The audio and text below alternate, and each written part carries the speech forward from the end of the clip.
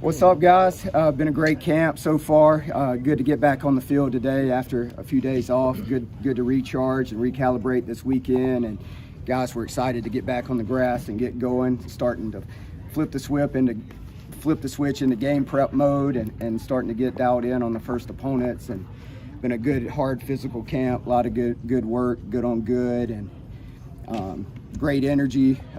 Guys are at a great conditioning level, so we're excited to start flipping the switch here. So we'll open up for questions.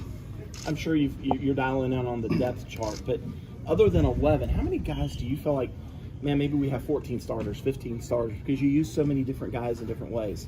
Yeah, definitely. I mean, I feel good, probably about 16 to 18 guys, actually. You know, I feel like our two deep could go out there and start any game and feel good about, really comfortable with what they can do in performance levels and stuff like that. I feel like they're at a good standpoint knowledge-wise, so I feel really good about our two deep. The cornerback group, that's probably the one that's got to come along the most as far as depth. What have you seen out of those guys? Yeah, definitely. You know, competition brings out the best in all of us, and you know, those guys have been competing and fighting for those two spots, and feel really good about all those guys. Feel good that any one of those guys could run out there the first snap and perform at the level that we expect them to. So really pleased to see where they're at from a mental standpoint, technique standpoint. You know, all of them are really competitive kids and have really put in the work. So still no separation there, right? Not really. I feel like there's a lot of battles still going on till right up until kickoff. So, you know, still keeping the competition open. How do these two scrimmages, what have you seen that's pleased you? What have you seen that you don't like? Yeah, I mean, I think this past scrimmage, our guys were really dialed in, came out with a lot of great energy. You know, they were focused, came out with the right mindset, a lot of energy, and, you know, a couple bust here and there that we got to get cleaned up, but obviously we got 2 weeks to get that fixed. But for the most part, our guys came out and competed, and really happy from that standpoint. You know, a lot of these days, you know, camp's a grind, so a lot of it's just mentality and how you attack the day and coming out with the right mindset, and our guys did that in our last scrimmage. Who do you got at Sam behind Barrett? Who do you got working behind him? Yeah, Wade Woodhouse has repped there a lot, and then once we get into nickel situations, you know, Malcolm's been playing there, and so is Makuba. So I feel good about those four guys being able to go out there and compete and do what we asked them to do. But I feel good about those four guys. With your linebackers in the middle, how's that competition going? And I know you're not going to name somebody till the start, but yeah, definitely. What's going on there? Yeah, really pleased from where all four of those guys have been at.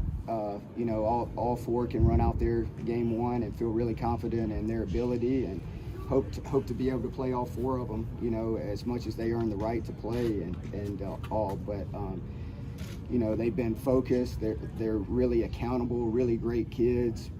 They show up every day with the right mindset, and that's all I can ask of them. And they've been bought in and really dialed in and doing what we asked them to do. Those four are? Yeah, Keith McGuire, Trotter, Vontae Bentley, and Trenton Simpson. Do you have any feel for when Trey Williams might be back? He's progressing right along, so hopefully sooner than later. But I can tell you he's at a really good spot and has done a tremendous job of rehabbing and putting in time in the training room, and hopefully getting back here soon.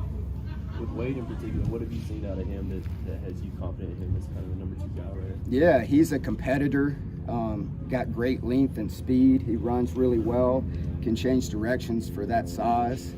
Really smart, really savvy, really understands zone coverage, improving his man technique every day, can blitz him. You know, a bigger body can set the edge in the perimeter screen game, and so you can utilize him in various ways. And, you know, he kind of a quiet kid, but all about his business, and the game's hasn't been too big since he's been out there, scrimmages, all that. You know, he's just dialed in and focused every rep he gets. With XT out on the defensive line, who's really stood out to you or impressed you in his absence? Yeah, I mean, I think those older guys, obviously Miles, KJ, Maskell, those guys have separated themselves. And then the next tier, you know, Kevin Swint, Cade Denhoff, and, you know, Greg going as well. Those kind of guys can fill that fourth spot and feel really confident that they can go out there and execute the defense. Trenton had obviously a good season last year, but is he poised to really break out? We're talking first team All ACC kind of guy.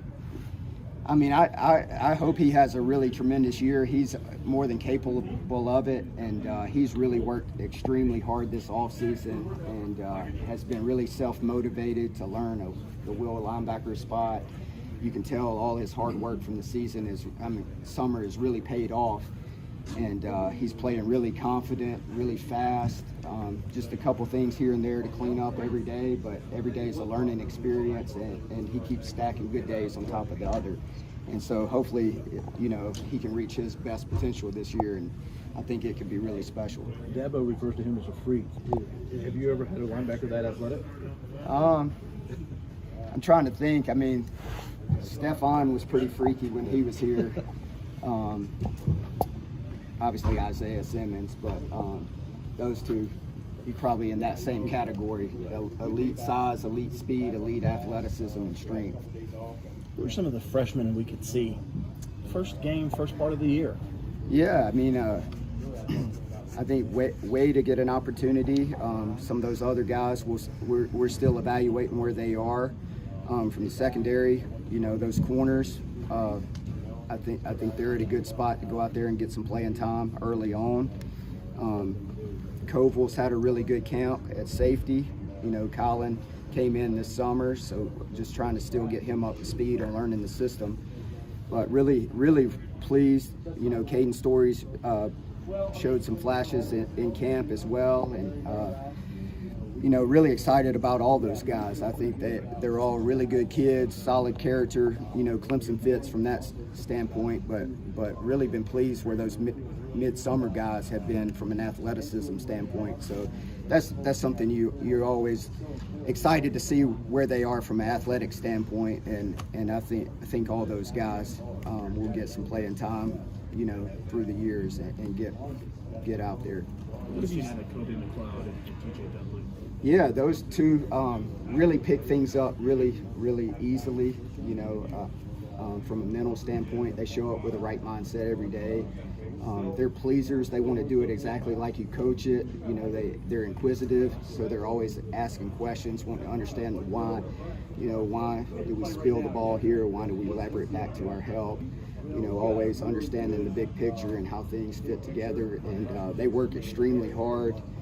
You know, have kind of fallen in line with that group. You know, they got a lot of great examples in that room of what it takes from a preparation standpoint. So really pleased. They're note takers in meetings. You know, they're totally balled in. So that's been cool to see. When you look at a guy like Barry Carter, you know, are people going to be kind of, because a lot of people outside of Clemson might not know who he is, and are they going to be surprised when they see the kind of stuff he can do out there? Yeah, I would think so. I mean, he's got elite talent, but he's a super hard-working kid who really is all about his business. You know, really smart and savvy, really understands football. He prepares really well and takes care of his body, you know, conditioning-wise. You know, he loves the weight room, loves the grind. So I'm excited for him to go display his product here in 2 weeks. When you have a guy like him and then another guy like Trent who can do the same stuff, what kind of flexibility does it give you with those two kind of guys to be that flexible, do different things? Yeah, definitely. I mean, the combinations of defenses and looks that you can come up with are just enormous. You know, you can create multiple looks, then you can change it game plan to game plan. You know, they can interchange and go do each other's jobs. 1 week, one's blitzing, one's covering, and then, you know, just not allowing offenses to get tendencies from that standpoint. So being multiple and what you're asking them to do, and then, you know, creating tons of different coverage variables as well. I had somebody tell me the other day, ask about Jalen Phillips, because he's going to be a name that mid-season people are going to go, where'd he come from? Have you seen that kind of progress out of him? Yeah, definitely. I think he's had a tremendous summer, tremendous offseason. he's obviously a really solid kid, just great character, really works extremely hard, but it seems like he's taken the next step from that standpoint, you know, whether it be taking care of his body, nutrition, you know, just putting it all together. And I've been excited and really pleased from where he's been since we started training camp, and excited to see him go out there and perform as well. Let's say that Makuba comes up and plays a little bit of Sam or something like that, or Dime. How does that rotation kind of work then? Jalen and you know, who are some of the next guys up in that group? Tyler? Yeah, I mean, any one of 4 guys. It could be Jalen, it could be RJ, you know, Koval will get in the mix as well. Got Tyler Venables, you know, so it's a multitude of guys that could run out there and get reps who have earned that right. You think Toriano and Jaden might be guys that could make the trip to Georgia Tech? I mean, are they progressing enough to where you trust them back there? I mean, I guess, I mean, we trim it down to 80 for that, with that being an ACC game. So all those spots are still being competed for, and we'll figure that out here in the next 2 weeks, over the next 2 weeks. How's the communication been going in, getting it into the game faster and so forth from previous years? Right now is just Yeah, I mean, I think it's been good. There may be 1 or 2 plays that I've kind of gotten caught, but that may have been because I'm coaching somebody on the sideline or whatever instead of being locked in. But, you know, hopefully that's been a challenge to myself, you know, just getting guys lined up so they can put their eyes in the right spot, you know, get in a stance, get their pre-snap reads, and be able to play with their eyes in the right spot, sort things out, you know, and then play fast and physical. I know you're just kind of starting, but what can you tell us about Georgia Tech and what kind of looks? You know, I know they're brand new. They got a lot of new personnel and. Yeah, I mean, they've got a ton of transfers in, but it'll be a good challenge. You know, starting right out the bat with the ACC game on the road. It'll be a really good challenge. You know, I got a lot of respect for their coaching staff and how they do things. And, you know, Chip Long, he's been a long-time coordinator. He was at Notre Dame when we played him in the Cotton Bowl, so got a lot of respect for how he does things and the challenges that he gives defenses from adjustment standpoint. And also, you know, we'll get locked in here and start getting dialed in on them for sure. How far back do you go with Chip Long?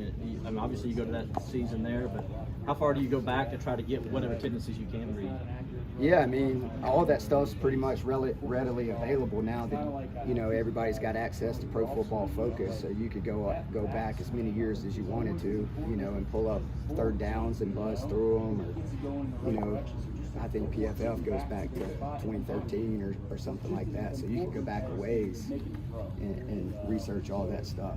But you starting to spend some long nights doing that? So I've been putting in work for a long time now on them, so that started way back in whenever the schedules came out. So Thankful it's not the triple option. yeah, you never know. So right, so Very good. Thanks, Wes. cool.